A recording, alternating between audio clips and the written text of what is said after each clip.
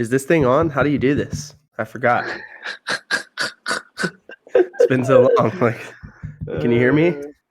It's funny. There's a game called Overwatch, and the dude Uh-huh. in the very beginning, he's like a gorilla that's really smart, Uh-huh. has a camera, and that's the first thing he says is this thing on?"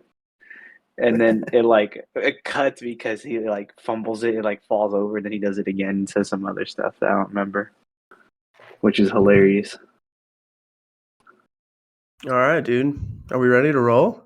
We're ready, bro. That's the doom doom doom.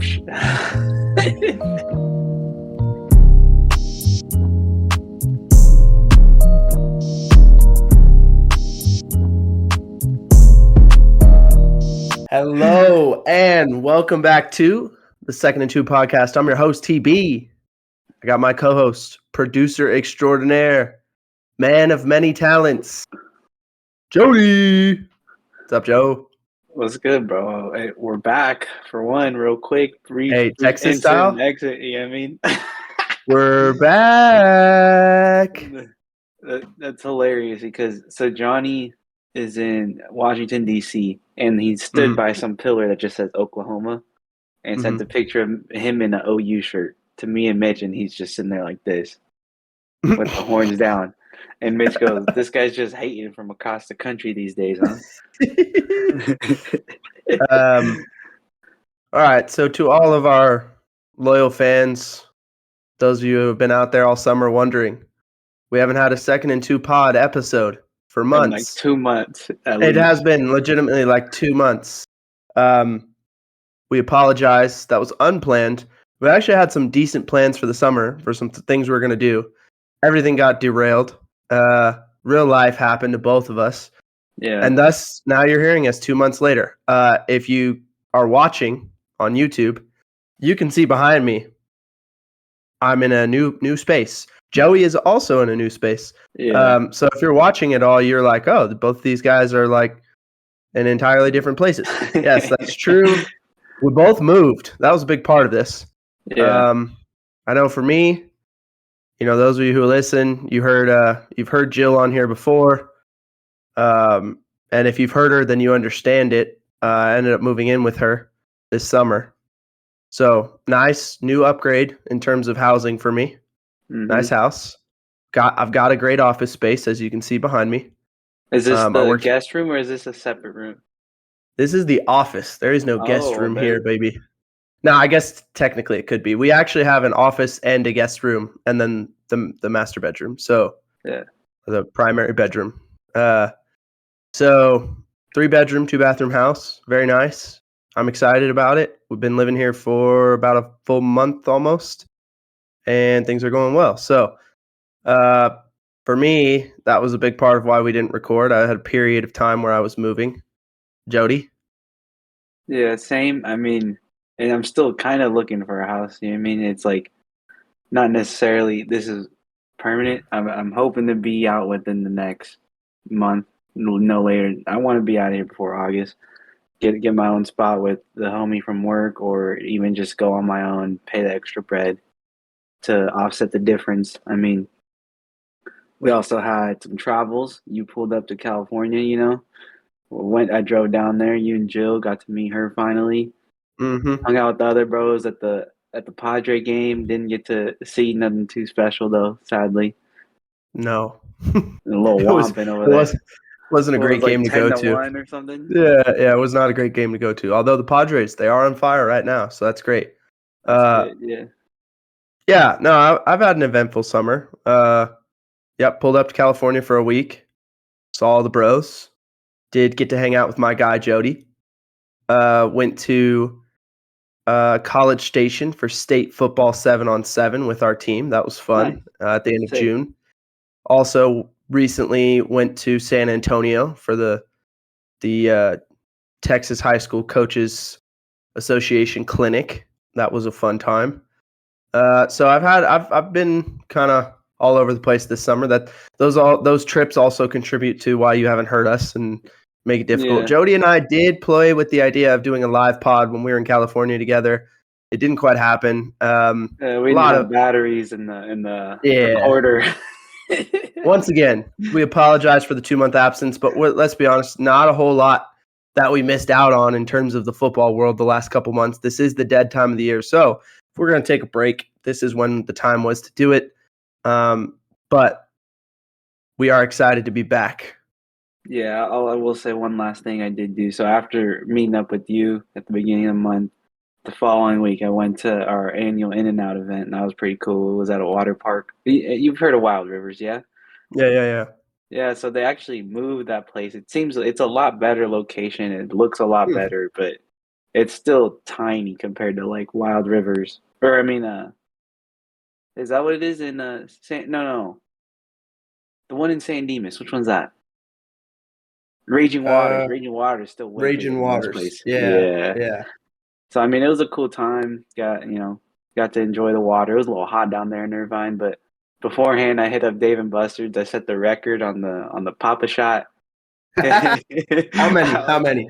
I How hit many 65. points? 65. Whoa, 65. Whoa, that's crazy. I think the record was 44 or something, or 48. I hit 65. Wow. And Did they give you just, anything for hitting the record? No, I don't know how often they said that thing, but I do know I felt accomplished that day. I was like, I could walk away from this machine now. I did what I wanted to do. Or you didn't just beat the record; you obliterated the record. Yeah, no, it so like I guess you could get bonus time in that thing. I thought you only had to set like 30 seconds. So when you're in the last 10, I don't know how they gauge it, whether how many points you have or like if you hit a bucket within the last 3 seconds or something. But then you get bonus time, and I just went crazy from there. Oh, all right. I mean, yeah, it was a good time. Sweet. Way to go, dude. Congratulations. Yeah, that's my little happy achievement that means nothing to really anyone but the screen that says points. You didn't say it, or I didn't say it, you did. Yeah, no, I know. All right. So let's get into why all of you have come back to us after not hearing from us for 2 months. It's time to start talking about the upcoming NFL season. And right now, we have just started NFL training camp. We're now in the thick of it. Everyone's in camp. We got plenty of news and things to talk about. First and foremost, Darion Kendrick, Rams corner, projected as possibly a starter, kind of in a camp battle, tears his ACL. So the Rams signed Jerry Jacobs, former starting corner from the Lions last year, as depth, possibly replacement there. Sounds like it was tough news for the Rams there. They also had Darius Williams yesterday kind of strain a hamstring. So already some injuries in the secondary for the Rams. Sean McVay, though, seems very confident. Does not seem bothered in his interviews. Saying that week by week or something, yeah. So we'll see. We'll monitor that with the Rams. They don't have a ton of depth at in the secondary, specifically at corner, because you're also dependent on Tre'Davious White to be healthy, which is, as we've seen, unfortunately for him, highly talented player, struggled to maintain his health. Said a similar thing last year about Ahkello Witherspoon when the Rams signed him, and he managed to stay healthy. He's still available, by the way, which is interesting. And I wonder if you could see a reunion with the Rams. It feels like if it was going to happen, it should have already happened, but maybe with some of these skipping out on camp. He did I don't want camp. He is a vet. He's been in the league for a little while, so maybe that's what it is. Going from there, Raiders camp. This is one of the things everyone's talking about right now. What did you think of the Kermit the Frog puppet? Was this on receiver? Is this what this was? No. Raiders training camp. Have you not seen this? No, I have not. Wow. Okay. Breaking news to me. Breaking news for Jody and Jody alone, it feels. The Raiders at their camp were mocking Patrick Mahomes by pulling out a Kermit the Frog puppet. Yeah, and like mimicking him and mocking him. That's funny. So everyone, of course, was like, "Oh, that's kind of dangerous. What are you doing? Those are the Super Bowl champs, right?" And the Raiders are sitting there saying, "Well, we swept them last year. We went 2-0 against them." Ooh, got him. So Mahomes said, Mahomes' response was, "Yeah, it's early. Things like that are going to happen. It'll get handled when it gets handled." Oh, Choice words. Yeah. He measured twice, cut once with those. I think so.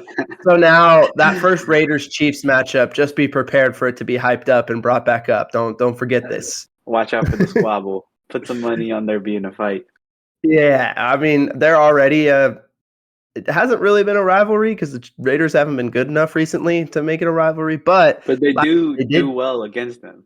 that. I was gonna say they did beat them twice, and those games are usually entertaining. It's just kind of been like, Raiders are scrappy. The Chiefs are the champs, always. And Yeah. so you wonder if maybe the Raiders this year have a little bit more talent, and if Antonio Pierce is as good as the Raiders, are hoping, then maybe that becomes more of a true rivalry in the years coming here. So, No, I was gonna say, I think the thing I saw for the Raiders was like there wasn't much film on the Chiefs game or something in the receiver show, which I don't know because I haven't watched it. It seems cool to watch, and I guess Patty Mahomes is like a producer or like the executive producer for that show. So they're like, "Oh, is this part of the reason there ain't much film from this game?" I don't know. That's what I think interesting. I saw. Well, I will say, just while we're on the topic, the NFL continues to produce more and more content about its players and coaches and the league in general. And Yeah. I'll just say it doesn't really seem to matter what they put out. Generally, I'm in. Like last year when they released Yeah. quarterback, I like that. I've watched chunks of receiver. I haven't watched it all the way through yet. Haven't had time. I did recently the other day, I was home and I was working and I just needed to put something on the TV and I had not watched the offseason Hard Knocks. So Uh-huh. I put that on with the offseason Hard Knocks with the Giants. Yeah. Very entertaining. I enjoy the team building aspect and the conversations they have because I feel like I've been in, obviously not those rooms, but in a True. similar conversation Like in the feel. office where you're talking about personnel and who fits where and how do you build your team. It's obviously with them on a much larger scale, and you have to take into account money and value and all those other things. But very interesting conversations. I enjoyed it. I found myself like doing the thing where you're working and like watching, and then you kind of stop working because you're entertained and you're like, wait, Yeah. I want to see what happens here. Pretty good. I hope Okay, they see, keep doing that. that threw me off because I was like, I thought the Bears were the the hard knock. So there's a different one that leads before the They've season got so or the they're training saying camp. they're gonna do off-season Hard Knocks with the Giants, Uh-huh. training camp Hard Knocks with the Bears, in-season Hard Mm. Knocks with somebody else, I and then want to I say think, Cardinals, which I'm not yeah, sure. it But seems like it might be the Cardinals. That might be right. And then they're gonna do some. I think they said they're gonna try and do some kind of like playoffs Hard Knocks, or they follow a playoff oh, team. that's I gonna be think tough. that I don't think anyone wants that one. Yeah, so they're really trying to amp it up and show you different like levels of the year where all these teams are at, and they like I Got to said, bring it in. it's doing well, so they're of course going to do it. I don't blame them. Like I said, I enjoy the content, so Yeah. keep doing it, NFL. Okay, moving on. CeeDee Lamb still holding out, and his buddy Dak Prescott hasn't gotten his contract either. Jamar Chase holding out. But T. Higgins has not gotten the deal he's there at camp, He got similar the to Dak tag, didn't Prescott. he? He just signed Yeah, the he got franchise tagged, but he tag. wants it. Yeah. So we've got a lot of stuff going on with dudes who are either holding out or want a new deal, but they're at camp. We've got Jamar Chase kind of doing the hold in thing where he's at camp, but he's not participating. CeeDee Lamb is Contract truly holding bubbles. out. He is not at camp. So there's a lot going on with these guys in contracts. Specifically, it seems like receivers and then, of course, quarterbacks. No, I would say, CeeDee Lamb I think is very much in the green and not do nothing. My dude had too many games with 10 plus receptions last year, let alone being pretty much their only option on offense. They lost their running back, you know what I mean? They shipped him out, I think, or he got a deal in Tennessee. Like Yep. this dude's pretty much their panic button, and they're gotta hit it already, and they only want to pay the guy. Jerry Jones is on the fumble, so I could very much understand why he's doing it. And I mean, Dak on the other hand, getting all this bread, and what do they got to show for it? The typical Cowboys just have all the talent, but then they just let it go because they don't want to be like who's Who's one team like the Celtics? I guess this is obviously off topic, but Celtics just dishing bread to everyone. Everyone's getting 200 mil contracts for whatever reason. So I don't know. Jerry Jones, pay your guys, man. You need them. You got to get back I to the team that everyone thinks they still are. True, I agree. It is kind of ridiculous that the Cowboys are the richest franchise in the NFL. And not just but yeah, the world basically, all of professional sports. They're worth like something like 9.2 billion.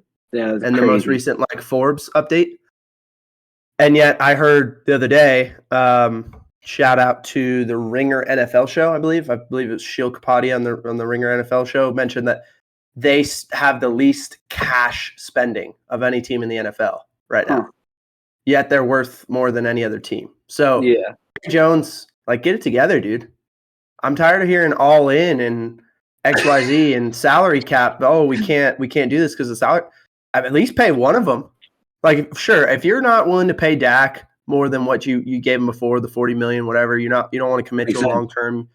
Okay, fine. But whoever you bring in, you're gonna want CeeDee Lamb. Tell you what, yeah, for real. That dude's a star. You can't let that guy go. So get the deal done. Quit messing around. Figure it out. Micah Parsons, how's that guy not have his deal ready to roll yet? True. Right? That guy's going to be up the next year, and you're going to be in the same situation. Get that guy's deal done.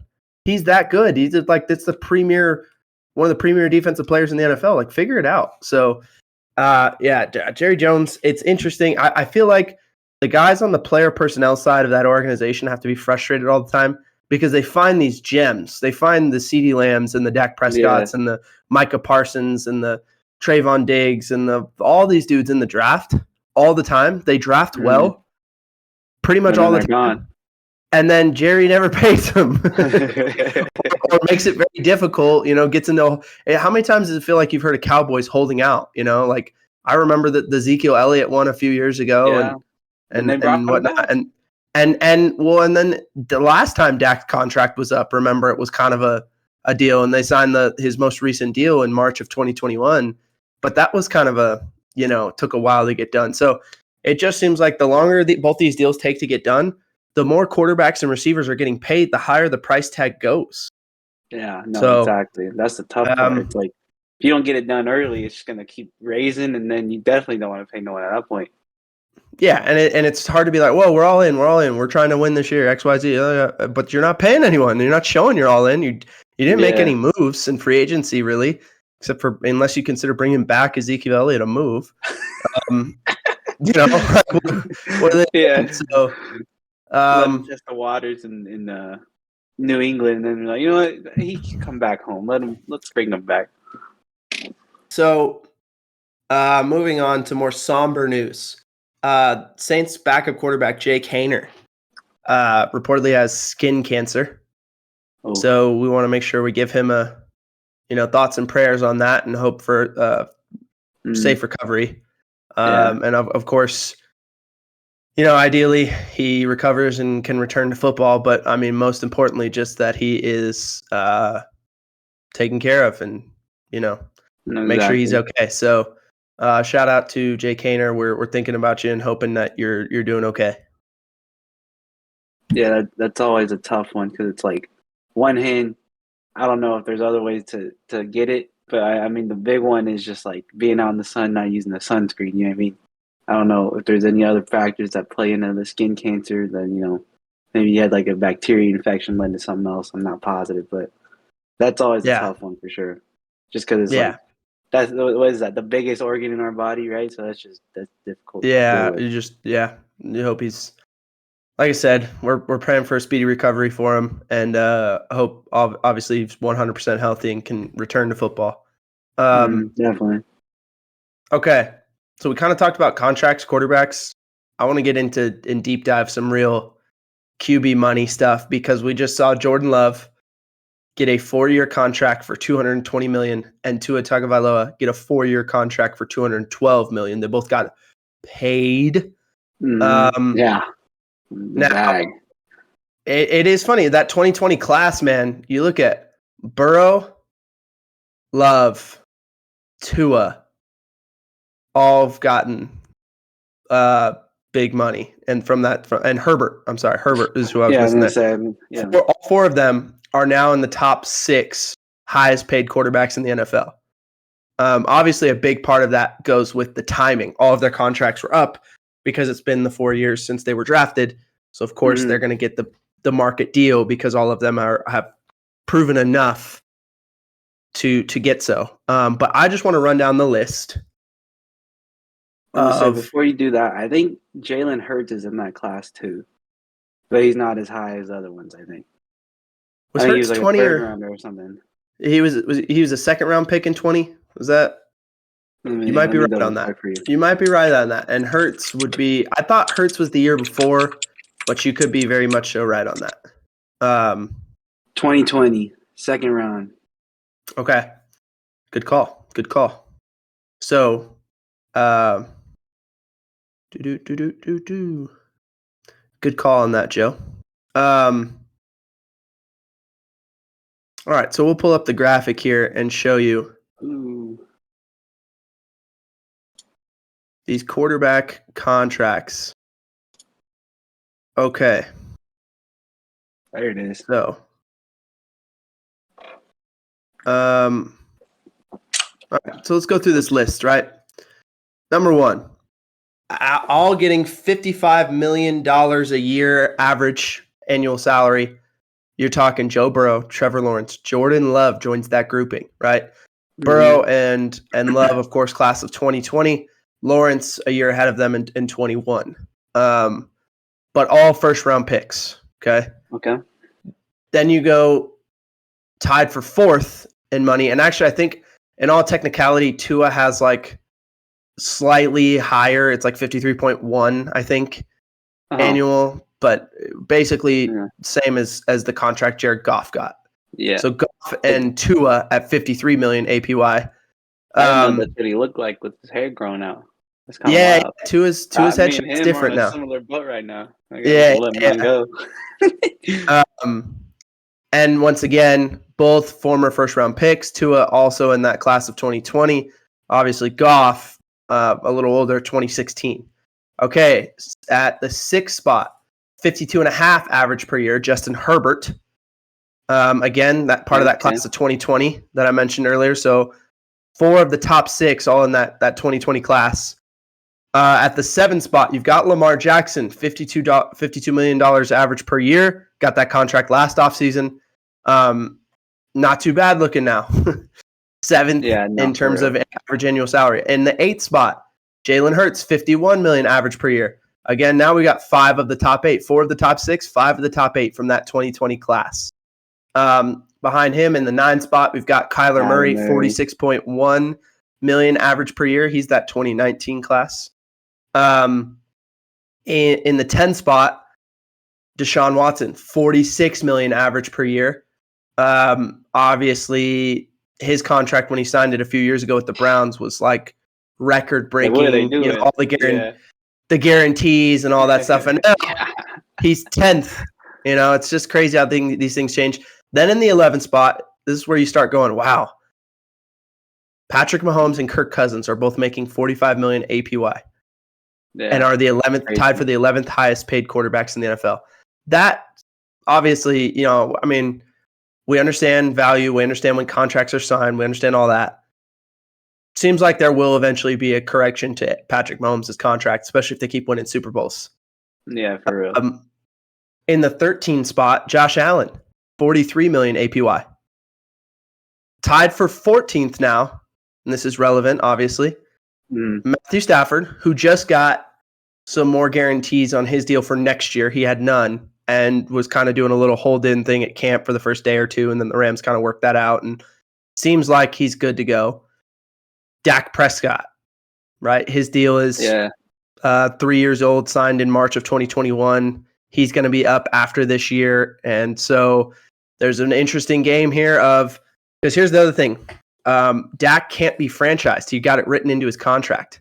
Ooh, his last one. My guy's gonna be looking for deals. Exactly. So if they don't get the deal done, probably before the season starts, I would imagine if he gets to the season and they haven't gotten a deal done, seems like Dak will probably just be like, you know what, fine, and just go hit open free agency. Out. Like, think about it. Yeah. Kirk Cousins just got $45 million APY as a guy who they took and then drafted someone to replace already because they figure this guy's going to be done in the next 2 years or so. He got $45 million. Dak will probably be the highest paid quarterback in the NFL if he hits open free agency. Yeah.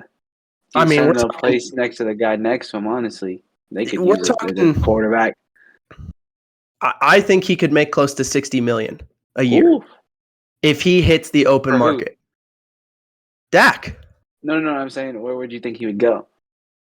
Whoever at the end of the season is so desperate that, you know what I'm saying? Like, last year, it was the Falcons. Oh my gosh, we feel like we're a quarterback away. Like, who knows? Yeah. Let's look at maybe it's the Steelers. Maybe the Steelers, it just doesn't work with Russell Wilson and Justin Fields, and they know it, and they haven't committed any kind of long-term money to either one of those guys. And after the season, it's clear they have a huge, that's a good one too, incredibly talented team. Now, would the Steelers pay him $60 million? I don't know, but like that might be a team that is like, oh, we need a quarterback, or we'll pay him 2 years for some decent bread on those 2 years. Yeah, or you look around the league and you say like, I don't know, the Raiders, Gardner Minshew and Aiden O'Connell are not the answer. That's his name. And we need a real guy in here. Okay, the Raiders, you're telling me that they're not going to go get him? You know, someone will be desperate enough that they'll Brady pay him. Teaching you because he's going to pull up probably. Someone will be desperate enough. They'll give him the $60 million APY. I bet somewhere in that neighborhood. And then the other guy sitting here tied for the 14th highest paid quarterback in the NFL is Daniel Jones, which to me, it's kind of like the meme. If you've ever seen, you know, you've got the dudes who are all the three dragons. Well, yes, or the dudes who are all, you know, the army dudes who are all lined up, and then it's a clown behind all of them, and you're like, oh, who's the one that stands out? Daniel Jones in this case. Yeah. Interesting. Behind those guys, tied for 17th APY, couple older vets, Aaron Rodgers and Derek Carr, both making $37.5 million. And then finally, the last quarterback that's over $30 million annually is Baker Mayfield in the 19 spot, $33.3 million APY. And on the deal he just signed with the Bucs. After that, huge drop off. The next closest guy, I believe, at the 20 spot is Geno Smith, making $25 million a year. Dang. So we have a very big distinction of like kind of the haves and have-nots of NFL quarterbacks in terms of who's getting paid. That $30 million threshold, a team is pretty committed to you. Anything less than that, you know, they're pretty open, I would say. Yeah. So this is interesting. What stands out, Joe? Besides, I think we're just going to say besides Patrick Mahomes. We all know that dude is underpaid in contrast to everyone else here. But besides that, what stands out? Well, I know this is just a visual standpoint for this one, but Baker looks really pasty in that picture. Hate to say it about my guy, but they could have gave him a little more color on there or something. I mean, obviously, we talked about the Deshaun before.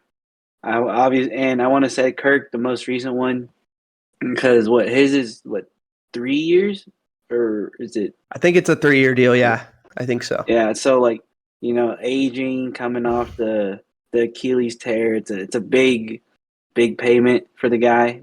I mean, you gotta love that for him, but in order for them to not only just pay him, but then you bring in a guy I guess you expect him to mentor, or even the big like, oh, they brought in his backup already, going to replace him middle of the year. Like, you don't pay a guy that much to draft someone else and make him the starter within a year. Like, you don't want your rookie to be starting that quick when someone's making that much bread. I think another one most people like talking about is Josh Allen being like, he deserves a bump in his pay. I don't know if he runs out this year or next, but I know a lot of people talk about him soon. I believe I think he signed his in 2022 because he was class of 2018. So I think he got his in 2022. So he's into his extension at this point, and who knows when they'll start talking. It could be the next year or the year after. Yeah. And then I mean, I guess we could say Jared Goff. I mean, obviously he's been playing great since he's been in Detroit, so like I can't knock that. But I think that's probably one that people were surprised to see, being like, this dude just got shipped out of the team he was drafted from for an older guy, and then, I think he had a year or two where it wasn't really working. Then they got Dan Campbell, and then, it's led to some greatness over there. And then Jordan Love most recently. Yeah, That I dude was played 1 year and got the 55 yeah, for 4. I Oof, was a little that's surprised at his deal. I won't lie. Now, I'm not saying they're wrong. I was a little 1 year. surprised he got the top dollar, like Joe Burrow, Yeah. Trevor Lawrence money. Now, Burrow and Lawrence getting their money makes some sense because you say, okay, We're they're committed number one long-term. picks. Burrow, of course, has made it to a Super Bowl. Mhm. Lawrence, And I an guess AFC championship. Lawrence, you could make the case. It's like, well, they did it a year early, and he's won one playoff game. Jordan Love is basically a year later than because he was already on the 5th-year option last season, and he won a playoff game. So I Almost was too. It was surprised though, close. Jordan Love getting top dollar. However, I think teams think about this like within 6 months, someone else will be paid higher than all those dudes. And that's Yeah. just how this goes. That the cap if they keep making more money, the cap keeps going up. It's just like, hey, when Josh Allen got his deal, he was, hey, $43 million, that's a Yeah. lot. Now we're sitting here 2 or 3 years later and we're like, he's the 55. 13th highest paid guy. He's not even the top 10 in terms of annual We're gonna say salary. the same for Patty Mahomes too. I think his was like even crazy. It was like the first 10-year 300 or whatever. Yeah. Yeah, his was the 10-year, $45 million APY. So his contract goes forever, and it'll be basically when him and the Chiefs decide it's time to restructure and for him to make more money. I think if they continue winning Super Bowls and paying him as the 11th highest paid quarterback is helping them do that, he may go the Brady route and say, okay, I'm making my money and it's helping us win. And he may not seek to restructure every time another quarterback gets paid. I mean, he hasn't done it yet. So I guess we'll see on that. But he's clearly the biggest bargain on this list. Yeah, for real. If you look across this list, what's interesting is none of the guys in the top 10 have won a Super Bowl. Mm-hmm. That's a huge one. You've got Goff, Burrow, Hurts have all been to a Super Bowl, but none of them have won one. You start looking at 11 through 19, and then you're like, okay, Mahomes won a Super Bowl. Stafford won a Super Bowl. Rodgers won a Super Bowl. So there's 3 dudes in that 11 through 19 range that have won a Super Bowl. Obviously, Rodgers and Stafford a little older, so that probably contributes to why they're not, on the higher end of things. But just interesting, just an interesting assessment. Like we're really saying, hey, you don't have to win a Super Bowl to be. I mean, shoot, some of these guys, you don't even have to win a playoff game. Kyler Murray hasn't won a playoff game. Daniel Jones, right? Tua hasn't won a playoff game. Right? So to be a top 10 paid guy, you don't even have to necessarily win a playoff game. You just have to show enough. And that's how desperate teams are to have a quarterback. That's just the biggest takeaway. Dude, you show promise as a quarterback, you're getting paid. That's just the reality. Yeah. Get in there, stack your bread, show confidence in yourself and the team, be a leader, get your bread. Yeah, get your bread. All right, moving on to today's final thing that we want to talk about in our return episode. Last year, we did a full division breakdown throughout the summer. Fortunately, again, we didn't have the time for obvious reasons to do that this summer, but we do want to look at the divisions and basically first glance, first thought, when you look at the division, who you rattling off to win it. We're going to go through each division. Jody and I are going to give our picks with some rationale behind it, but basically, first glance, who wins each division? All right, we're going to start out West. In the NFC, Jody, who do you like to win the NFC West in 2024? Oh, I'm taking the Niners. I mean, you know how much I love Christian McCaffrey. We got Brock Purdy still there slinging the rock. And George Kittle, you know what I mean? They got all the talent in the world. Obviously, we'll see what happens with Ayuk going forward. if he does get traded or not. But I still think they got too much manpower. They've done well the last 3 years. It seems like the obvious. They're like the Chiefs of the NFC in my eyes. So that's why I'm going with them. First of all, I'd like to point out, and I try to do this occasionally. I am a Rams fan, but I'm usually not wrong when I talk about where they're at and who I think they are. The year they won the Super Bowl, I was pretty sure they could win the Super Bowl. The year after, I was not as high on them. I did think they had a chance to be very good. They weren't. And last year, when everyone was kind of like, oh, they're not going to be anything, I told everyone they'll be a wild card team in the NFC. And that's what they were. Yeah. This year, I'm looking at the way they built their team. They have one of the best offensive lines in the NFC now. Oh. With their additions this offseason. They are massive up front. McVay has a scheme that he likes.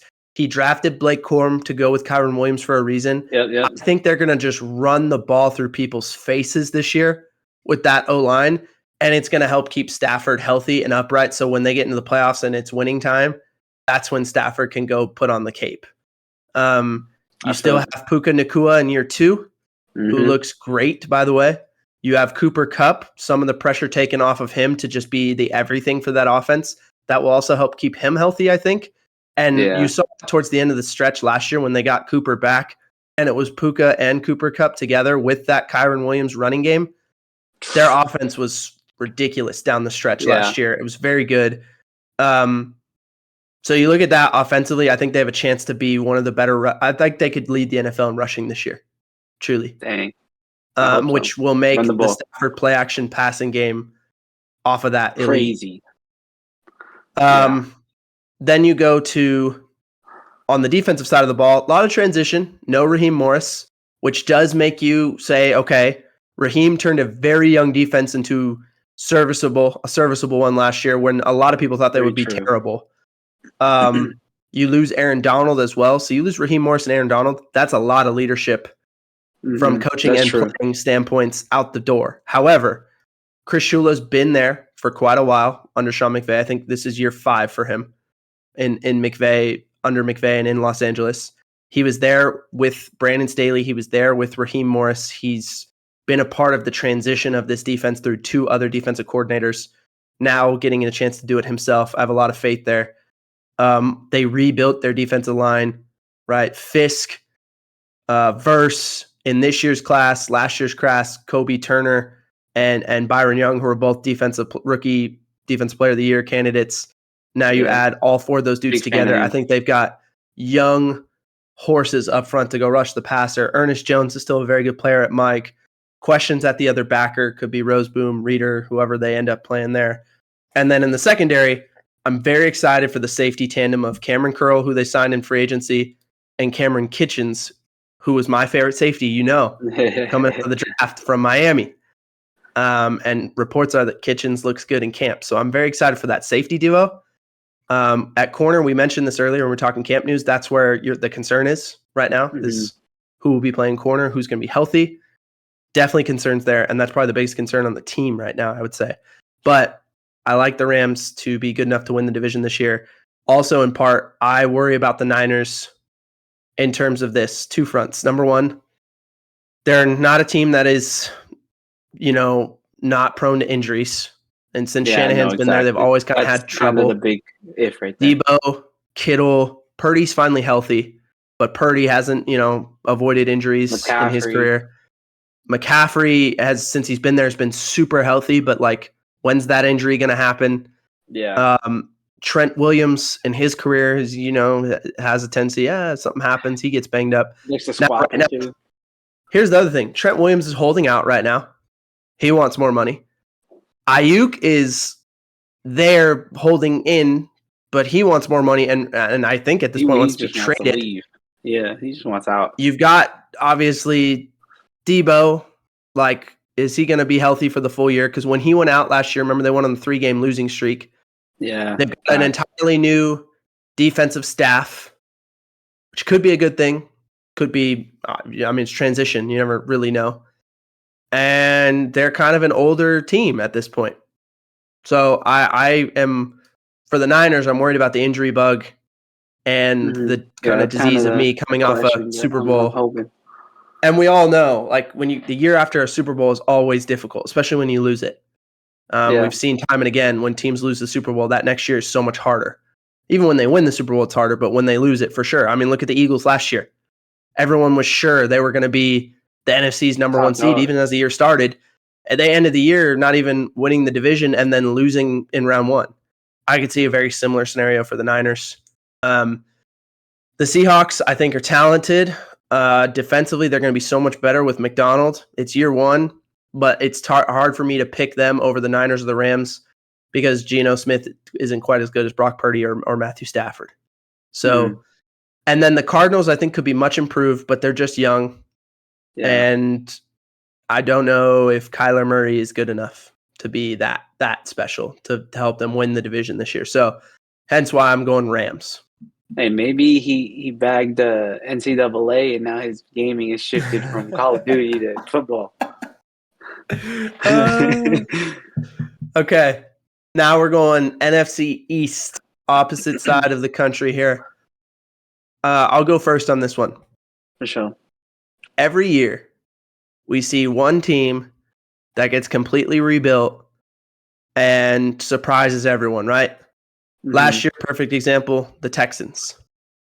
Rookie coach, rookie quarterback, that people were like, wow, there's some good stuff going on there, but no one picked them to win the division and win a playoff game. And that's exactly what happened. I go back to like RG3's rookie year. Shanahan getting RG3, youth in the building, new stuff happening, win the division. You know, and if not for RG3's injury, might have made a little bit of a run in the playoffs, right? Or go back to McVay's first year as a head coach with the Rams. Rookie head coach, basically a rookie quarterback with Goff. He had played a little bit the year before with Jeff Fisher and had not looked good. All of a sudden, the Rams are winning that division, and everyone's like, oh my gosh, the Rams, right? So the girly girls. There's kind of a team. We have plenty of examples of this. I think this year's team is the Washington Commanders. New ownership, new general manager, new head coach who's been to a Super Bowl. The new GM has been a part of a team, Dan Quinn. Oh, yeah, I did know so that. So they got a brand new owner that hired from the 49ers front office to be their GM. I'm blanking on I think it's Adam Peters. I think is his name. I could be wrong on that, but I know he comes from San Francisco, who's been obviously very successful at team building in the last 5 to 7 years. Okay, then you hire Dan Quinn, who's been to a Super Bowl as a head coach, very good defensive mind. And then you draft Jaden Daniels to be your quarterback. Yeah. And I think they signed a ton of veterans that were familiar with Dan Quinn in the offseason that I liked. I love, Bobby Wagner coming in as a vet. They brought in Frankie Louvu at linebacker. They brought in Zach Ertz at tight end to be a veteran. They did a lot of stuff in the offseason that I liked in terms of bringing in vets who know how to win, who've been there at the highest level. And then also bringing in the youth, a la, Jaden Daniels. And then I obviously said I loved what the Commanders did in the draft later, too. I mean, they got they drafted Ben Sinnott, Mike Sainristil. They drafted some of my favorite players in the draft just from an attitude, effort, intangibles, and obviously talent perspective. They did a lot of things that I liked in the offseason. I think they have a chance to be very, very good right away because I do think Jaden Daniels is extremely talented. We said the only thing we were worried about was health, very similar to RG3 phenomenon when the Washington team drafted him, 12 years ago or whatever it was. I think we could see like a very similar story this year with Jaden Daniels being just kind of a sensation as a rookie. And then you pair that with Dan Quinn and what he'll do with that Washington defense. I think they're going to be really good. And then I look at the rest of the division. We've talked about the Cowboys. They won't pay their dudes. Yeah. Right? It's going to be really hard for them to. And they won it last year, so that's like out the window. I was just going to say, and in this division, a different team wins it every year. So I don't see the Cowboys repeating. Not just because a different team wins it every year, but obviously because they're having guys who are not at camp right now when they should be. They're having issues with money. Okay, the Eagles, I do like what the Eagles did in the offseason. I do think they're going to be really good. I do think they're probably a playoff team. I'm like, you know what? I think the Commanders could, be one of those things where they beat them out by a game at the end of the year. Yeah. Both teams, I It's think, are funny going to you be say very that good. because so I went with the Eagles. My rationale was the Commanders start slower, so then the Eagles have a game ahead at the end or something. You know what I mean? Here's the other thing with the Eagles, though. They ended the year so poorly last year that what happens if they start out 0-2, for instance? Yeah, I don't know. And those fans in Philly, They're gonna start throwing stuff on the field right now, right? Because yeah, the way last year ended, so they have to start well. I think they probably will, but I'm just throwing out what happens if they start 0-2. People will be calling for his job. That becomes a pressure cooker. The other thing is that I think Jalen Hurts, it sounds like he was not healthy at the end of last season, and we would expect him to be healthy going into this year. They brought in Saquon. If he's healthy, that should work. Right. They did defensively, they revamped their secondary. I like what they did. Don't get me wrong. They brought in an experienced defensive coordinator with Fangio. And so I do think they're going to be better than what they were to end the year last year. And I'm not saying that the Commanders are going to run away with it. I think it'll be a Commanders versus Eagles for that division title, but I just like the Commanders and their youth and what they did with some of the vets they added. And then lastly, of course, there's the Giants. I just can't pick the Giants in good faith when Daniel Jones is their quarterback. And that's really what it comes down to. Exactly. I do some of the things they did. I think Neighbors will be very good. I think that'll help their offense. They revamped their offensive line. They did some really good things. I just think I like what the Commanders did the most of anyone in that division this offseason. I feel it. Yeah, that's kind of ties into what I was saying earlier. And you had the graphic for the money for the quarterbacks. That I think Dak could possibly end up there, especially after getting Neighbors. Like, good dude, baller, gonna be on a rookie deal. Still, you send him there. You said they revamped the line. Like, sounds like a good place to be for a quarterback that's pretty solid. Yeah. You have anything else on the Eagles before we move on? Next division. I mean, I don't know. I feel like like we talked about them a lot earlier. I forget what happened. Obviously, we had the draft. We picked plenty of dudes that went there that we liked. I think just in general, they've been there before. They made it to the playoffs last year, still even struggling down the stretch. And I think it's just, like I said, the Commanders will have a little slower start, being a little younger, and they get edged out at the end over something, Yeah. Okay. All right. NFC North. I love the Lions. That team is built in Dan Campbell's vision. I think they're going to be very good again.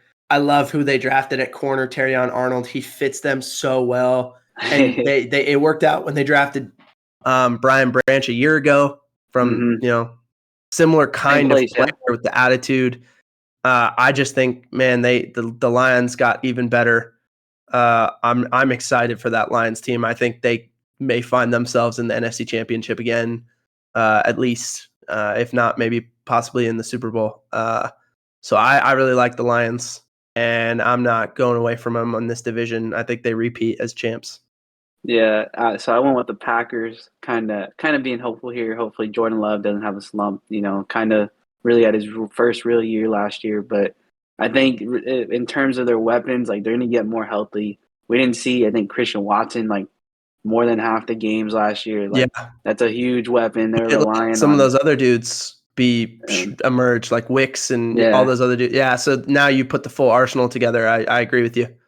Could be very good. I'm just hoping that maybe it's down on the wire. They go week 17. They got to play each other or something for the division. That'd be cool to see.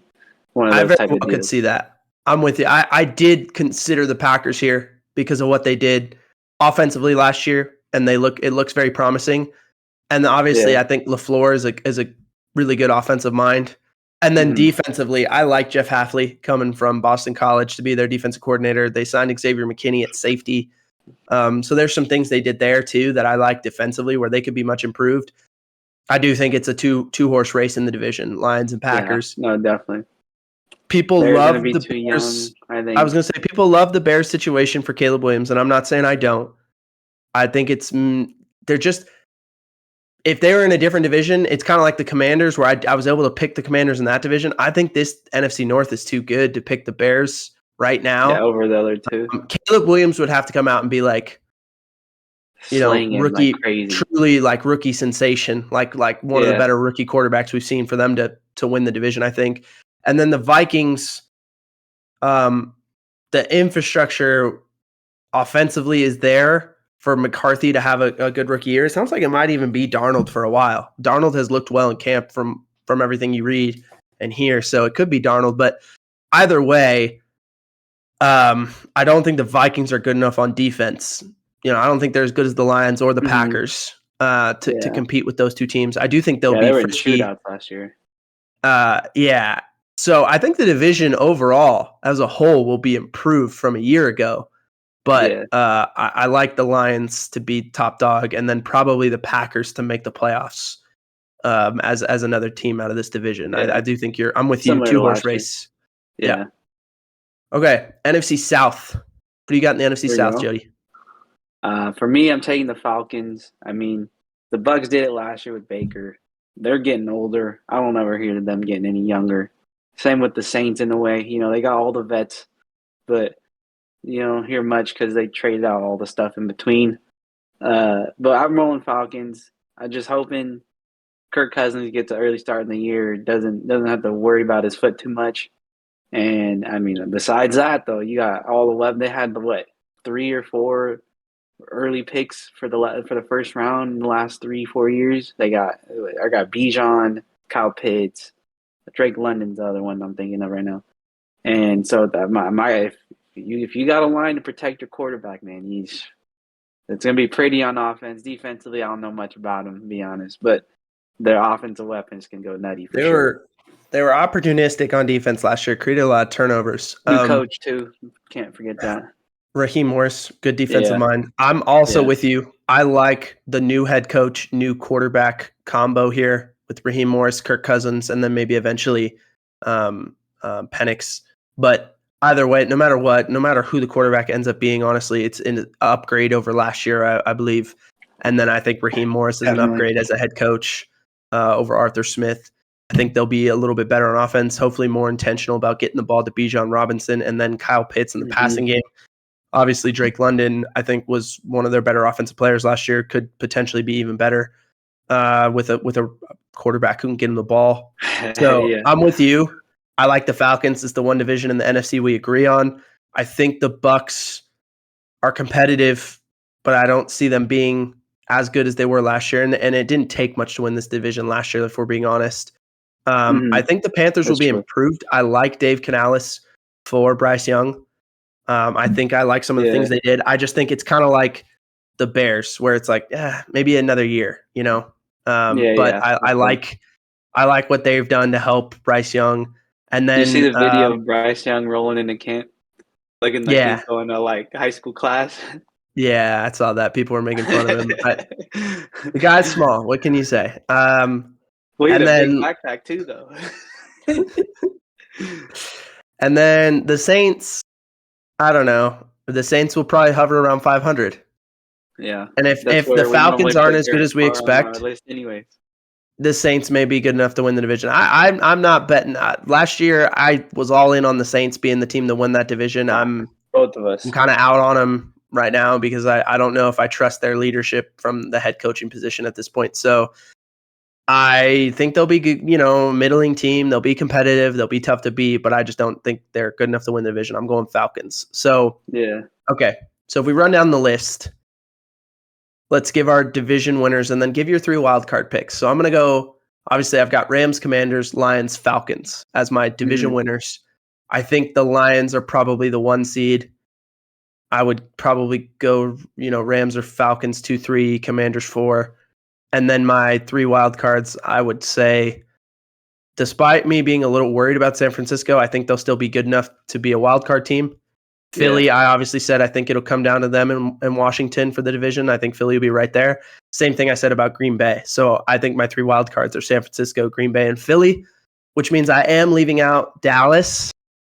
Yeah. I'm leaving out the Bears, who people are kind of sneaky like. I'm leaving out the Seahawks in McDonald's first year.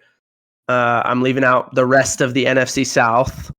So, yeah, that's where I'm going. I'm going Rams, Commanders, Lions, Falcons, 49ers, Eagles, Packers. All right, so I don't want to just have the same team. So I'm trying to think of where I could change this. Let's go. So I have Niners at 1. We'll take the Packers at 2. let's take Falcons 3, Eagles 4. We'll go. The Rams will be one of them. I'm gonna take the Lions, and you know what? We'll put some love in Geno, and we'll take him. We'll get 3 teams out of the West. Why not? Ooh, okay. So you've got Niners, Packers, Falcons, Eagles, Rams, Lions, Lions, and then the Seahawks. Seahawks. Yeah. Okay. All right. All right, let's move on to the AFC. Starting in the AFC West. Whew, I'm going to upset some people right now. I think Jim Harbaugh and what he's going to do with the Chargers is going to be brilliant. And I'm so excited. And Chargers fans, get ready, dude. He's a proven winner. He knows exactly how to run this program the right way. He's going to do it the right way. They're going to have Herbert playing quarterback with real support finally. I think they win the division in his first year. I got a question. And go ahead. Who's he throwing to? Ladd McConkey and the rest of those dudes, the tight ends, Jordan Palmer, all those dudes. And here's the thing. They're going to run for 200 yards a game, so it doesn't matter. And defensively, they're going to shut people down. Also, don't be surprised if Ladd McConkey is like a 1,000-yard receiver as a rookie. I won't be. He's probably the best receiver in my eyes right now. Yeah, he is. I mean, I'm just telling you tell me at Michigan who was like the star receiver year in and year out there. They never really had one. It didn't matter because they just were going to run the ball, play action pass. They're going to make plays, and then they were going to have like a receiver by committee group. It wasn't necessarily going to stand out with one guy. And really, Harbaugh loves to use the tight ends, and the Chargers do have a pair of pretty good tight ends there. So I think the other thing that plays into this is the Chiefs have not been juggernauts by any means in the regular season the last few years. Yes, they've won the Super Bowl, but in the regular season, they've been a team that's not been prone to like losing a couple games in a row and finishing, 12-5, which great record. But it's not like they're 15-2. You know what I'm saying? Yeah, they're not. If 12-5 is the benchmark, smoking everyone. I think the Chargers have a very good shot to be that good because the talent has always been there. It's been a functional, like learning how to win and using the talent in efficient and creative ways that has plagued them. And I think Harbaugh is going to use it exactly how they need to. I love how they've built their offensive line. I think they're going to be able to run the ball on people. And I think when you play the Chiefs and if they can run the ball the way I think they'll be able to, you take it out of Mahomes' hands. And then you also still have Herbert as the closer. Like, I think both LA teams are going to be fun to watch this year because they're going to run the football, but they've got these elite quarterbacks that can still finish games for you so it's not like you can't throw. You just only do it when you need to. And you've got these guys who are so good that you can do that too. But you'll keep them fresh and healthy throughout the year.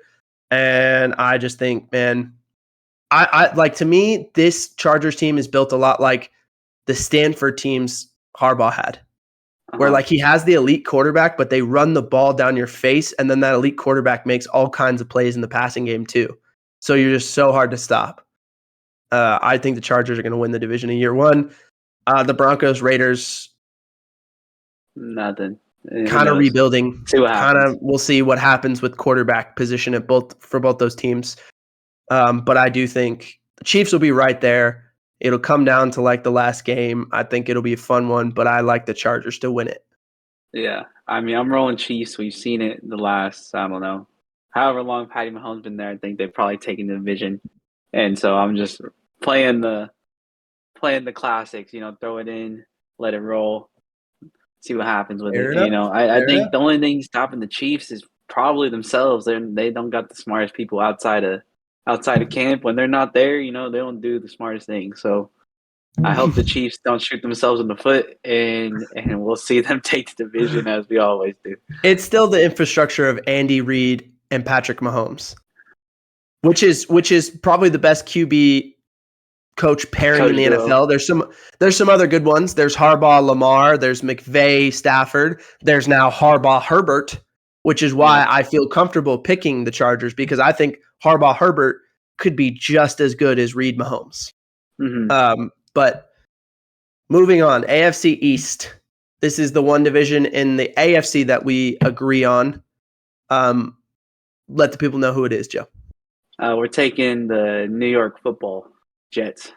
Aaron Rodgers. We got faith in our guy. We took a little trip down, the woods and said, you are gonna pull it off this year. You only played 5 snaps last year, tore your Achilles as well, just like our guy Kirk. Although you did it first, But the Jets, they have a really great team still. They're defensively, they're insane. Aaron Rodgers is just the big factor here. I don't think the Bills. They lost a lot of people to me. I don't know how they filled them all too well. So that's the other team I would have considered here. And I think just Aaron Rodgers is just the key factor. They brought him in last year for the one piece away, the quarterback, And I think this year we'll get to see why that actually was. Even though he is a little older, I think he still gets it done in the division at least.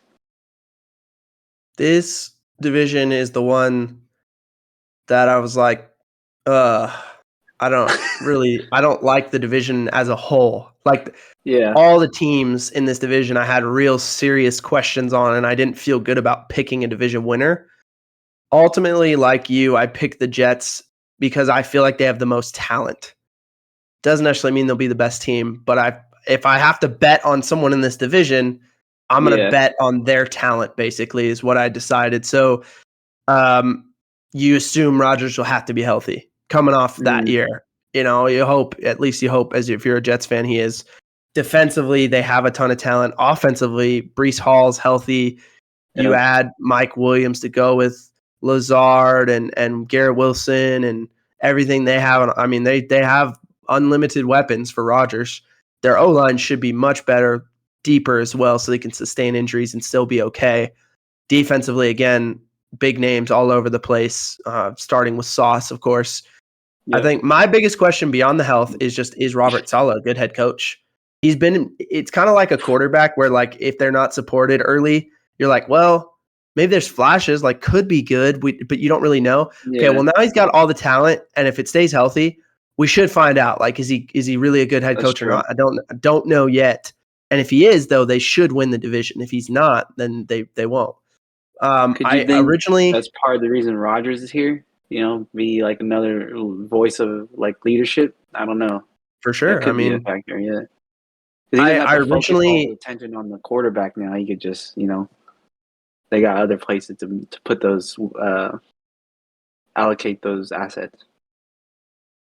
I originally wrote Dolphins here. Oh. Because I like Mike McDaniel so much. I think he's a brilliant offensive mind. I think changing defensive coordinators was probably a good thing for them. Not that Vic Fangio isn't a good DC, but they didn't really fit his personnel well. They do have a ton of talent when it's healthy on defense with Phillips and Chubb and Jalen Ramsey and those dudes. Yeah. That was kind of a tough ending last year. Offensively, we know about the pairing of Hill and Waddle and Achane and Tua with behind that offensive line, but they did lose some dudes up front. They also are set to be an absolute cap hell next year. So there are some rumors about them possibly trading Tyreek Hill because they just paid Waddle and they just paid Tua. Yeah, you traded and paid Ramsey. You traded and paid Bradley Chubb. Yep. There's just you can't pay everyone top dollar. So there is like an element of like, oof, this could be really bad coming down the pipe, and maybe they're going to trade someone to get ahead of it because they won't be able to afford all these dudes. So I do worry about that. Plus, there's too many other teams in this division that play in real cold weather down the stretch, and the Dolphins don't function well in that. The last 2 years, that's been their undoing, and I don't think that they've done anything to change that. So ultimately, I was like, they might be a playoff team, but I don't think they can win the division. And then the Bills were who I wrote down next, but the Bills lost so much this offseason that they really didn't totally replace. And I think they're hoping young guys will step up, and I just don't know. It feels like it's going to be the type of year where Josh Allen is going to have to try and put on the cape And that's usually not great That's not for good. them because that leads to turnovers. You know what I'm saying? He's really And good, but he's injuries. also not a um, resistant to turnovers in those situations. So I Yeah. do I just ultimately I was like, I don't know. I don't know if they're talented enough now with some of the stuff they lost, especially in the back end and the secondary. Like their entire starting secondary is basically gone, and they're replacing all those dudes. So that is, and then losing Diggs could be addition by subtraction, considering he was not happy. So maybe that's a good thing, but like also you still basically you're depending on Keon Coleman to be very good right away, which is I don't know. Big That's bet a as question mark. And then well. I Did you landed see on the video of Jets. him about signing his contract? Yes, and I'm not going to comment on it. I'm just going to let it go. Just going to say the guy's really funny. He's really funny. Okay. He's done a lot this offseason that's been very funny. I'm just going to let that ride. The last team I did think about, I ultimately landed on the Jets for all the reasons I've said, but the last team I did kind of think about was like, could the Patriots like surprise people? But I think it would have to be like Drake May as a star right now. Defensively, they are really good.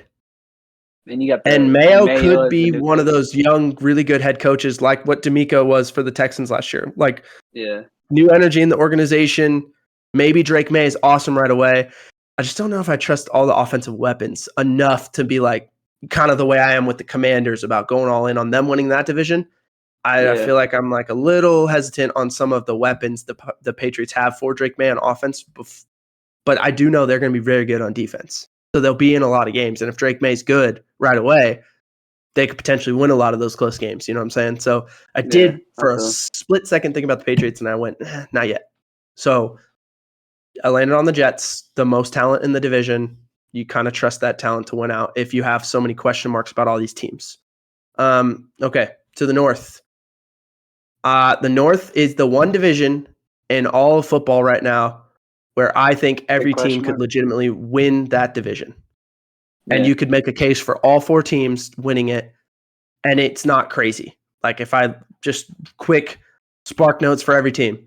The Ravens, the infrastructure of Harbaugh and Lamar Jackson is there, and it's been good since they've had it. They are always very good.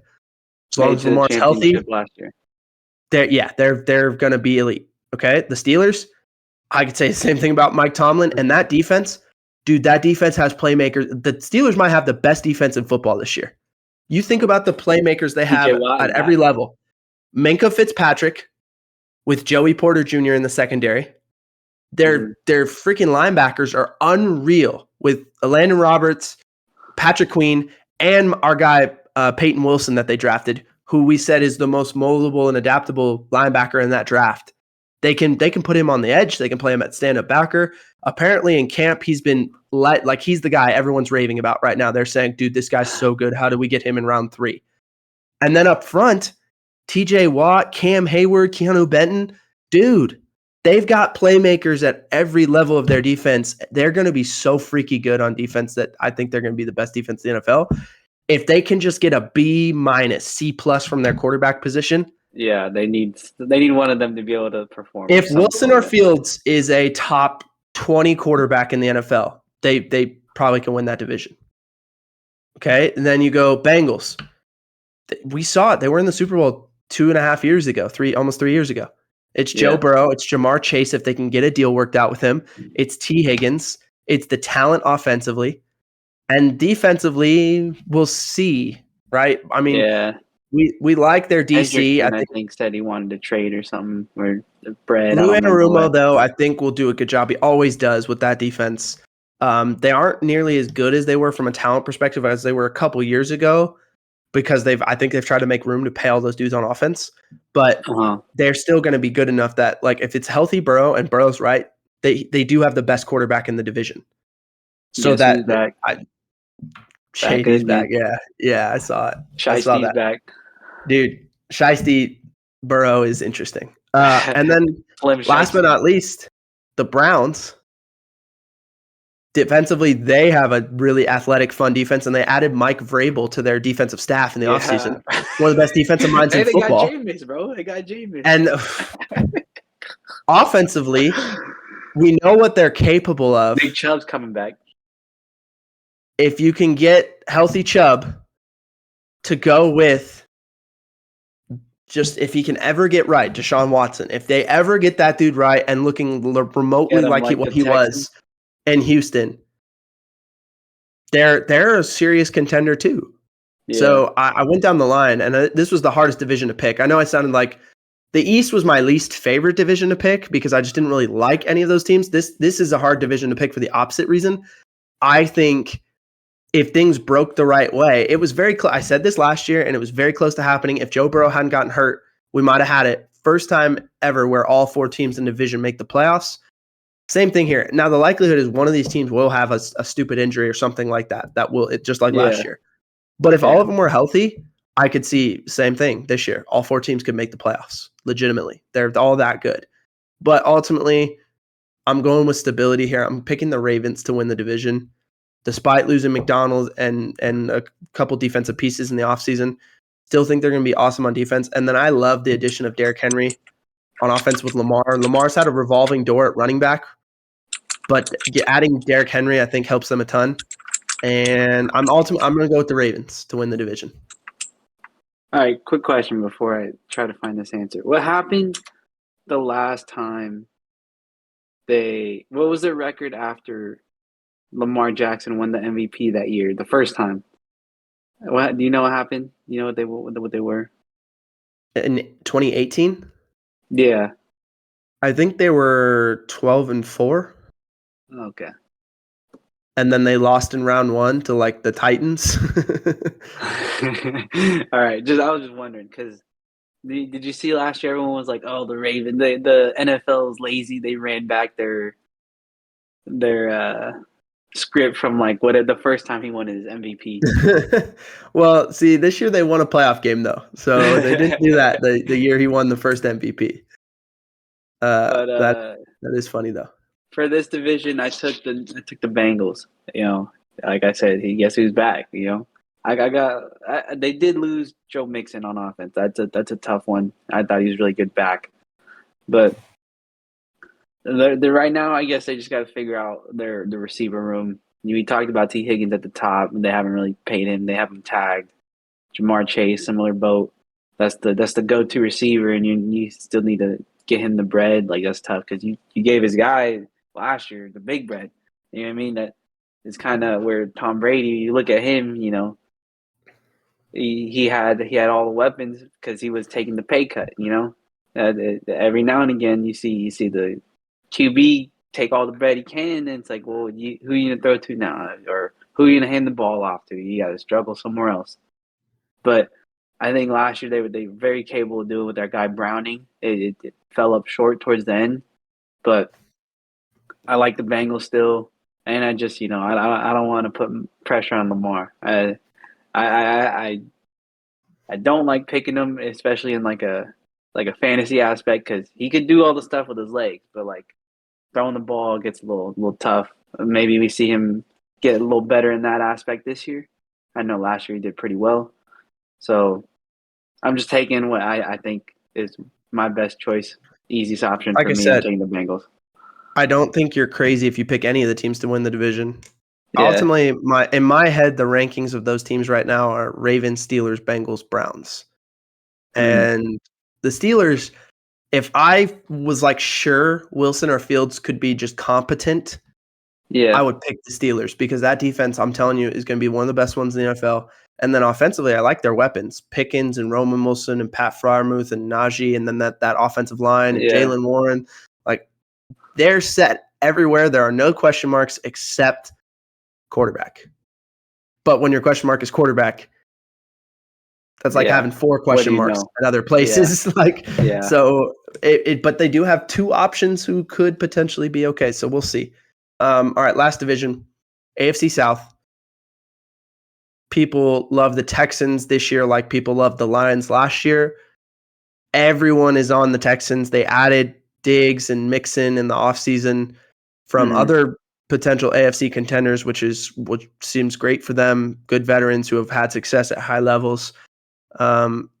They should probably be even better on defense under DeMeco Ryans this year. Stroud is a dude right away.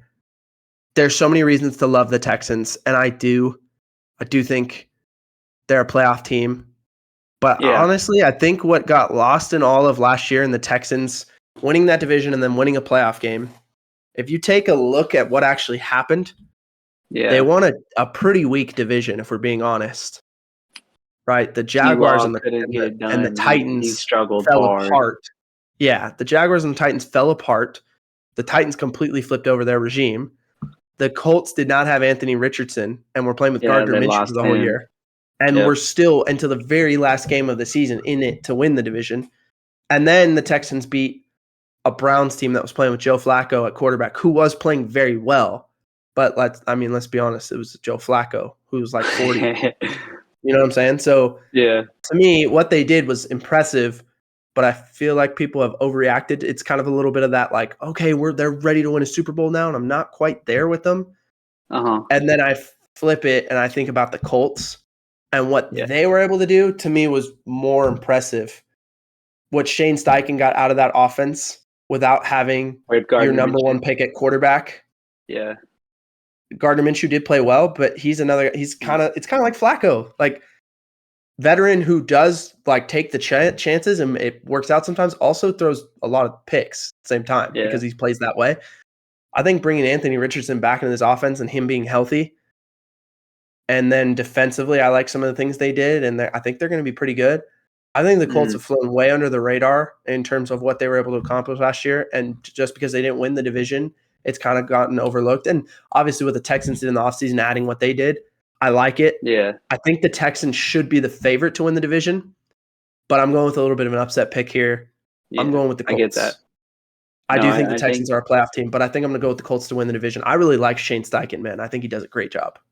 Yeah, this is kind of what we did with the NFC North, basically, where Mhm. I'm rolling with the Texans. They did it last year, but Anthony Richardson coming back going to be crazy for the Colts because they were rolling fast. He came out hot.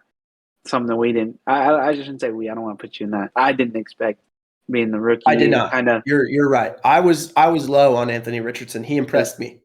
Yeah, especially with the 1 year in Florida, like it was kind of like a huge question mark. Is he has the arm talent, but can he get it done? You know, we hadn't seen much film on him, so it was a big question mark. They got plenty of weapons for him to throw to now. Still got Jonathan. What's his last name? I don't know. The running back, but Taylor. Yeah, Jonathan Taylor. There you go. And I like that they added one piece AD Mitchell was missing. Yeah, I think they added AG Mitchell to go with their number one receiver Pittman and some of the other stuff. Jonathan Taylor. I like that Colts offense, and I think it's going to be really their question is, okay, is Anthony Richardson going to be healthy? And then defensively, can they be as good as they were a year ago when Anthony Richardson was out and all that? So I'm not saying you're wrong if you're picking the Texans. Honestly, the Texans probably, I said they should be the favorite. They probably should be the pick. I just know the NFL never works out the way everyone thinks it will, especially when a team has gotten so much momentum in the offseason like this. Now, it did with the Lions last year. That's kind of one of those rare, like everyone loved them, and then they were that good. The Texans could be that team, and likely probably will. I'm kind of going with this is the one division where I'm going like, you know what? I'm kind of going out of the way to pick a different team here. I'm going with the Colts. Okay, so now we got to do on the AFC side what we did on the NFC side. So division winners for me: Chargers, Jets, Ravens, Colts. Think Chargers or Ravens are that 1-2 seed. Jets 3, Colts 4. I'm gonna go Texans 5. So I'm not picking all AFC North teams to make the playoffs. Yeah. I'm going to go Steelers 6 because I think the quarterback play won't be quite good enough to get them higher in the division. And, this one's real hard. Oh my gosh. Hold on. I left out the Chiefs. What am I doing? All right. Hold on. Start it back over. I'm going to go Chargers, Jets, Ravens, Colts. I'm going to go Chiefs, Texans, Steelers. And that's crazy because I'm leaving out the Bills. I'm leaving out the Bengals. I mean, the AFC, there's like 10 teams that you're like, wait a minute, you're leaving out the Bills, you're leaving out the Bengals, leaving out the Browns. You know what I'm saying? Like you're leaving out the Dolphins. That's 11 teams I just named, and 4 of them are not in. And no matter what you do, you're going to have to leave a team out. I'm not leaving the Chiefs out. I like the Steelers on defense too much. And then I do think the Texans hype is warranted. So I got to go with those 3 teams as my wild cards. All right, let's see. I'm going to go. Let's go Chiefs, Texans, Jets, Bengals. We'll go Ravens. We'll take the Colts. And then let's go. We'll take Chargers, the Bills. Why not? Bills. Oh, you're leaving the Chargers out. He leaves the Chargers out. You're leaving the Steelers out, the Browns out, the Dolphins out as well. Mm-hmm. I'm telling you, it's a hard conference to pick, man. It's very good. And there will be an injury or two, just like last year with the Bengals losing Burrow, right? There'll be an injury or two that clears some of it up clearly, but it's gonna be a battle in that conference. Here's the other thing: neither one of us mentioned the Jaguars like at all, and I think they could be way. Last year, they were the team that everyone's like, "Oh man, they're going to be great. They're going to win that division. They got a chance with Lawrence to be a Super Bowl contender," and then they fell completely off. And now this year, completely under the radar. They could be the team that wins that division. That's what they need. They don't want all the eyes on them. All right. So we finished up division picks, little sneaky wild card picks thrown in there. We got to finish the episode. Banger of the week as we get into football season. We love doing this, getting away from just a little bit of football. For me, I'm going to go Presumed Innocent, Apple Plus TV show, or Apple TV Plus, whatever it is, Apple TV, right? Mm-hmm. Yeah. Jake Gyllenhaal is the lead. Pretty good show. 8 episodes. I would say it was like 2 episodes too long. There's like 2 episodes of filler in the middle of it that you're kind of like, all right, nothing's really moving. They're giving you a lot of like, no, nothing. This, no. You know what I'm saying? They're doing that, like, build suspense. You think something's going to happen, then it's just like a big, like, nah. So, besides that, though, starts real hot, finishes great. They're also doing a season 2, which I don't want to give away any endings or anything, but, like, after you finish it, you're kind of like, oh, all right, season 2, interesting. So, we'll see what they do with it. But if you haven't watched it, it's really good. It's based on a movie that they made in 1990 with Harrison Ford, and that movie was based on a book that was written, I believe, like in the late 80s. That got adapted into the movie, and now it's been adapted into a TV show in 2024. Nice. So there's a lot of IP like content out there that you can go back and look at. Apparently, was a pretty famous movie in the 90s. The way it ended, it does have like a nice, fun twist ending that will keep you on the edge of your seat. So, worth the watch. I highly recommend Presumed Innocent on Apple. And then last but not least, don't forget to cheer on the USA in the Olympics for the next like 15 days. USA basketball starting like right now. Dang. LeBron, get that free bucket for me on Prize Picks. Let's go. But for me, this one's kind of simple. You know, I don't know. I think it's technically called college football, but I just call it NCAA. Everyone calls it NCAA, but I think it is College Football 25. Yeah. No, I've been loving that game, bro. I Road to Glory was my jam back in the day. I literally, the homie in college, I would go to his room when neither of him or his roommate were there, and I would just be sitting on their couch playing NCAA, running up the score. I'm with my running back, bro. It is so fun. I'll be honest. I love it being back. I have like an Xbox One. I haven't upgraded the game system, right? And college football 25 is not available on it. Like you got to have like an Xbox One S or whatever, or a PS5 to get it. And I have considered like buying a new console just so I can get that game. Like I don't really play video games like that, but that game I know I could play for a lot of hours and have fun continuously. And I've sat there and highly considered like, what if? Is it worth the like, $500 for the console plus the $100 essentially that you'd have? Is it worth the $600 that it would be to get the game essentially at this point? And I am highly considering it. Yeah, no, I bought a PS5 like a year and a half ago, maybe. I don't even touch the thing. I use my computer more often than not for any games, but that's the one game I was like, Yeah. I'm glad I bought it. It's already. Yeah. Worth the investment at that point. Yeah, I'm no, like I told exactly. you, I'm highly considering it. The problem is I know I won't play it year round. Like during football Yeah. season, when am I going to play it? Probably never. But during like breaks, like during the summertime, like right now, I would Mhm. have been on that Yeah. thing all the time. Like when I Oh get no, home I'm from work, I'm grinding. on it, right? But so I maybe already got one dude Christmas. graduated. I hit Clemson with my running back. They didn't really do me like I wanted them to. So then I finished my 4 years. I graduated early. I was good in the academics. But now I'm on my second dude. I hit Nebraska for 2 years. Just hit the transfer portal to Oregon, so we'll see what happens there. My guy All right. Dylan Raiola was throwing too many picks, bro. I couldn't do it. Couldn't get it done. And I have Lucy on here. I tried it out yesterday for the first time. I don't know if you know what Lucy is, but it's like Zens basically. Throw them in your lip, get the nicotine rolling. And I bought the little tester pack. You got 6 different flavors in there. I tried mango yesterday. Really tasty. They smell great, bro. Just like right out the can and took a sniff. I was like, these smell so good. Mango Advertising habits was now. yeah. Hey Lucy, hit your boy up. Get me on the deal or get us on a deal. I know we're on a break Very right now, but we'll be back. We'll be back. But no, really all right. good. That's the first one I tried. I'm looking forward to other ones. I know espresso is a big favorite for people, but I got just the regular kind. People get the breakers. They get a little thing you pop open, and let it run in your lip. But I'm on the regulars. Those are all sold out. So we'll see what happens going forward. Okay. I was not expecting that one today. Yeah. All right. Well, thank you all for tuning back in. I know we took a long break, but we're back. We should be back to our regular schedule as we get into football season. I know what we'll have coming up. We'll have Hard Knocks starting up soon. We'll have preseason football action. We'll have all kinds of things to talk about. Of course, we can go more in depth on predictions. We haven't done playoff predictions and Super Bowl predictions yet. We'll save those as we get closer to the season. I think we're going to do our fantasy 2-man league draft again, like we did Yeah. last year, and keep track of it. So we'll get all kinds of stuff coming down the pipe.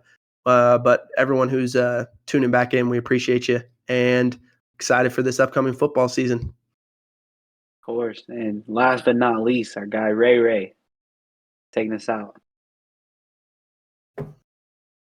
Boo.